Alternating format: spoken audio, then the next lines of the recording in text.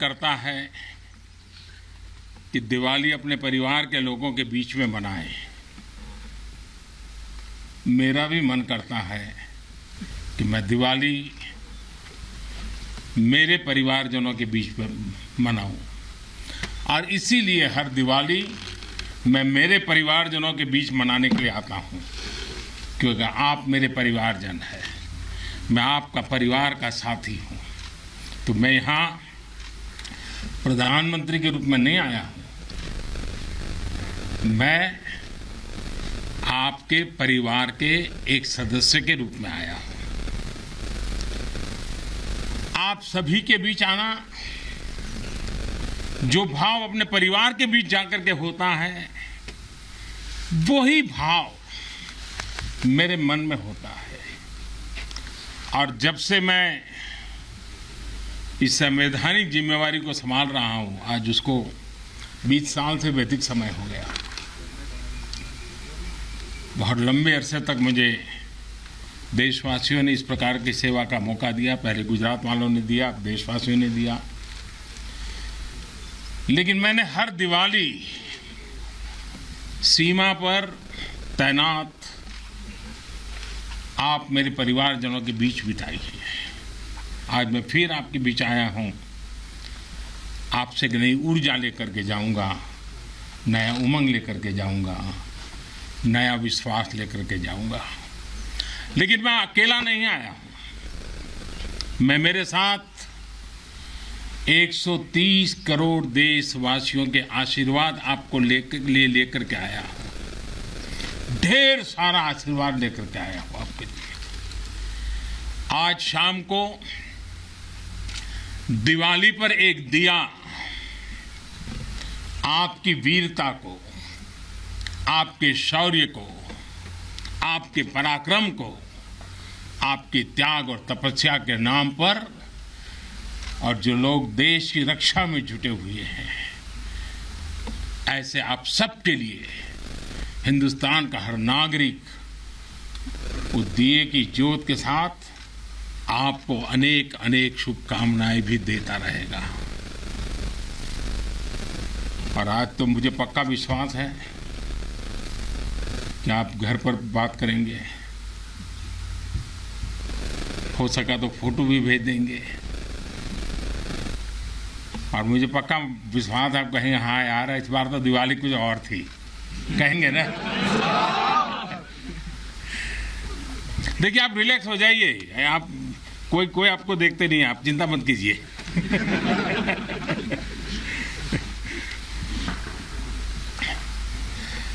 अच्छा आप ये भी बताएंगे ना कि मिठाई भी बहुत खाई थी? नहीं बताएंगे? तो बोलो ना। साथियों, आज मेरे सामने देश के जो वीर हैं, देश की जो वीर बेटियां हैं, वो भारत मां की ऐसी सेवा कर रहे हैं जिसका सौभाग्य हर किसी को नहीं मिलता है। किसी किसी को ही मिलता है जो सौभाग्य आपको मिला है। मैं देख रहा हूं, मैं महसूस कर रहा हूं, आपके चेहरे के उन मजबूत भावों को मैं देख रहा हूं। आप संकल्पों से भरे हुए हैं, और यही आपके संकल्प, यही आपके पराक्रम की पराकाष्ठा करने की भावनाएं, चाहे हिमालय हो, रेगिस्तान हो, बर्फीली चोटियां हो, गहरे पानी हो, कहीं पर भी आप लोग मां भारती का एक जीता जागता सुरक्षा कवच है। आपके सीने में वो जज्बा है जो 130 करोड़ देशवासियों को भरोसा होता है, वो चैन की नींद सो सकते हैं। आपके सामर्थ्य से देश में शांति और सुरक्षा एक निश्चिंतता होती है, एक विश्वास होता है। आपके पराक्रम की वजह से हमारे पर्वों में प्रकाश फैलता है, खुशियां भर जाती हैं, हमारे पर्वों में चार चांद लग जाते हैं। अभी दीपावली के बाद गोवर्धन पूजा, फिर भैया दूज और छठ पर्व भी बिल्कुल गिनती के दिनों में सामने आ रहा है। आपके साथ ही मैं सभी देशवासियों को नौशेरा की इस वीर वसुंधरा से इन सभी पर्वों के लिए देशवासियों को भी बहुत बहुत शुभकामनाएं देता हूं। देश के अन्य हिस्सों में बड़ी संख्या में लोग आज दिवाली का जब दूसरा दिन होता है तो नववर्ष की भी शुरुआत करते हैं, और हमारे यहाँ तो हिसाब किताब भी दिवाली से पूरा होता है और दिवाली के दूसरे दिन से शुरू होता है। खास करके गुजरात में कल नया साल होता है। तो मैं आज नौशेरा की इस वीर भूमि से गुजरात के लोगों को भी और जहाँ जहाँ नववर्ष मनाते हैं उन सबको भी अनेक अनेक मंगल कामनाएं उनके लिए देता हूँ। साथियों, जब मैं यहाँ नौशेरा की पवित्र भूमि पर उतरा, यहाँ की मिट्टी का स्पर्श किया, तो एक अलग ही भावना, एक अलग ही रोमांच से मेरा मन भर गया। यहाँ का इतिहास भारतीय सेना की वीरता का जयघोष करता है। हर चोटी से उस जयघोष सुनाई देता है जी। यहाँ का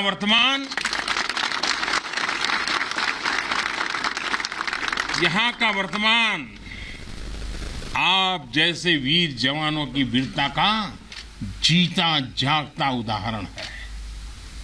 वीरता का जिंदा सबूत मेरे सामने मौजूद है। नौशेरा ने हर युद्ध का, हर छद्म का, हर षड्यंत्र का माकूल जवाब देकर कश्मीर और श्रीनगर के प्रहरी का काम किया है।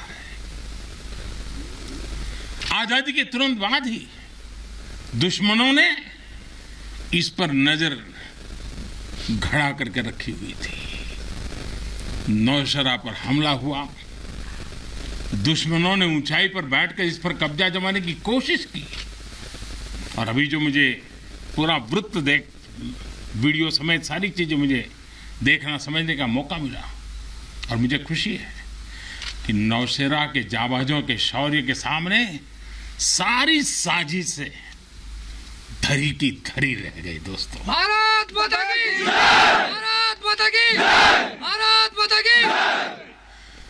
भारतीय सेना की ताकत क्या होती है, इसका एहसास दुश्मन को शुरुआत के दिनों में ही लग गया था जी। मैं नमन करता हूं नौशेरा के शेर ब्रिगेडियर मोहम्मद उस्मान को, नायक जदुनाथ सिंह जी को, जिन्होंने देश की रक्षा के लिए अपना सर्वोच्च बलिदान दिया। मैं प्रणाम करता हूं लेफ्टिनेंट आर राणे को, जिन्होंने भारतीय सेना की जीत का रास्ता प्रशस्त किया था। ऐसे कितने ही वीरों ने नौशेरा की इस धरती पर गर्व की गाथाएं लिखी, अपने रक्त से लिखी हैं, अपने पराक्रम से लिखी हैं, अपने पुरुषार्थ से लिखी हैं, देश के लिए जीने मरने के संकल्पों से लिखी है। अभी मुझे, ये मेरा सौभाग्य था कि दिवाली के इस पवित्र त्योहार पर मुझे आज दो ऐसे महापुरुषों के आशीर्वाद प्राप्त करने का सौभाग्य मिला। वो मेरे जीवन में एक प्रकार से अनमोल विरासत है। मुझे आशीर्वाद मिले श्री बलदेव सिंह और श्री बसंत सिंह जी, ये दोनों महापुरुष बाल्यकाल में मां भारती की रक्षा के लिए फौज के साथ कंधे से कंधा मिलाकर के साधनों के अभाव के बीच भी, और जब मैं आज सुन रहा था उनको, वही जज्बा था जी, वही मिजाज था, और वर्णन ऐसे कर रहे थे जैसे आज ही अभी से लड़ाई का मैदान से आए हैं, ऐसा वर्णन कर रहे थे। आजादी के बाद हुए युद्ध में ऐसे अनेकों स्थानीय किशोरों ने ब्रिगेडियर मोहम्मद उस्मान के मार्गदर्शन से बाल सैनिक की भूमिका निभाई थी। उन्होंने अपने जीवन की परवाह न करते हुए उतनी कम उम्र में देश की सेना के साथ कंधे से कंधा मिलाकर के काम किया था, सेना की मदद की थी। नौशेरा के शौर्य का ये सिलसिला तब से जो शुरू हुआ, न कभी रुका है न कभी झुका है। यही तो नौशेरा है। भारत माता की जय! भारत माता की जय! भारत माता की जय! सर्जिकल स्ट्राइक में यहां की ब्रिगेड ने जो भूमिका निभाई, वो हर देशवासी को गौरव से भर देता है, और वो दिन तो मैं हमेशा याद रखूंगा, क्योंकि मैं कुछ तय किया था सूर्यास्त के पहले कि सब लोग लौट करके आ जाने चाहिए, और मैं हर पल फोन की घंटी पर टिकटिका के बैठा हुआ था कि आखिर से आखिर मेरा जवान पहुंच गया क्या, और कोई भी नुकसान किए बिना ये मेरे वीर जवान लौट करके आ गए, पराक्रम करके आ गए, सिद्धि प्राप्त करके आ गए। भारत माता की जय! भारत माता की जय! भारत माता की जय! सर्जिकल स्ट्राइक के बाद यहां अशांति फैलाने के अनगिनत कुत्सित प्रयास हुए, आज भी होते हैं, लेकिन हर बार आतंकवाद को मुंह तोड़ जवाब मिलता है। असत्य और अन्याय के खिलाफ इस धरती में एक स्वाभाविक प्रेरणा है, माना जाता है, और मैं मानता हूं ये अपने आप में बड़ी प्रेरणा है। ऐसा माना जाता है कि पांडवों ने भी अज्ञातवास के दौरान अपना कुछ समय इसी क्षेत्र में व्यतीत किया था।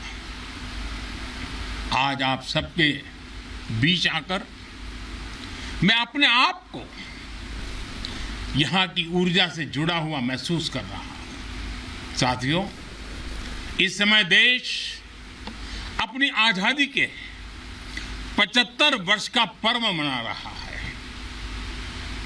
आजादी का अमृत महोत्सव गुलामी के लंबे कालखंड में असंख्य बलिदान देकर हमने ये आजादी हासिल की है। इस आजादी की रक्षा करने का दायित्व हम सभी हिंदुस्तानियों के सर पे है, हम सबकी जिम्मेवारी है। आजादी के अमृत काल में हमारे सामने नए लक्ष्य हैं, नए संकल्प हैं, नई चुनौतियां भी हैं। ऐसे महत्वपूर्ण कालखंड में आज का भारत अपनी शक्तियों को लेकर भी सजग है और अपने संसाधनों को लेकर भी। दुर्भाग्य से पहले हमारे देश में सेना से जुड़े संसाधनों के लिए ये मान लिया गया था कि हमें जो कुछ भी मिलेगा विदेशों से ही मिलेगा। हमें टेक्नोलॉजी के मामले में झुकना पड़ता था, ज्यादा पैसे खर्च करने पड़ते थे। नए हथियार, नए उपकरण खरीदने होते थे तो प्रक्रिया सालों साल चलती रहती थी। यानी एक अफसर फाइल शुरू करें, वो रिटायर हो जाए, तब तक भी चीज नहीं पहुंचती थी। ऐसा ही कालखंड था। नतीजा ये कि जरूरत के समय हथियार फिर आपाधापी में खरीदे जाते थे। यहां तक कि स्पेयर पार्ट्स के लिए भी हम दूसरे देशों पर निर्भर रहते थे। साथियों, डिफेंस सेक्टर में आत्मनिर्भरता का संकल्प उन पुरानी स्थितियों को बदलने का एक सशक्त मार्ग है। देश के रक्षा खर्च के लिए जो बजट होता है, अब उसका करीब 65% देश के भीतर ही खरीदी पर खर्च हो रहा है। हमारे देश ये सब कर सकता है, करके दिखाया है। एक अभूतपूर्व कदम उठाते हुए अब भारत ने ये भी तय किया है कि 200 से ज्यादा साजो सामान और उपकरण अब देश के भीतर ही खरीदे जाएंगे। आत्मनिर्भर भारत का यही तो संकल्प है। अगले कुछ महीनों में इसमें और सामान जुड़ने वाले हैं। देश को आत्मनिर्भर बनाने वाली ये पॉजिटिव लिस्ट और लंबी हो जाएगी। इससे देश का डिफेंस सेक्टर मजबूत होगा, नए नए हथियारों उपकरणों के निर्माण के लिए निवेश बढ़ेगा। साथियों, आज हमारे देश के भीतर अर्जुन टैंक बन रहे हैं, तेजस जैसे अत्याधुनिक लाइट कॉम्पैक्ट एयरक्राफ्ट बन रहे हैं। अभी विजयादशमी के दिन 7 नई डिफेंस कंपनियों को भी राष्ट्र को समर्पित किया गया है। हमारी जो ऑर्डिनेंस फैक्ट्रीज थी वो अब स्पेशलाइज्ड सेक्टर में आधुनिक रक्षा उपकरण बनाएगी। आज हमारा प्राइवेट सेक्टर भी राष्ट्र रक्षा के संकल्प का सारथी बन रहा है। हमारे कई नए डिफेंस स्टार्टअप्स आज अपना परचम लहरा रहे हैं। हमारे नौजवान 20, 22, 25 साल के नौजवान क्या क्या चीजें लेकर के आ रहे हैं, गर्व होता है। साथियों, उत्तर प्रदेश और तमिलनाडु में बन रहे डिफेंस कॉरिडोर इस स्पीड को और तेज करने वाले हैं।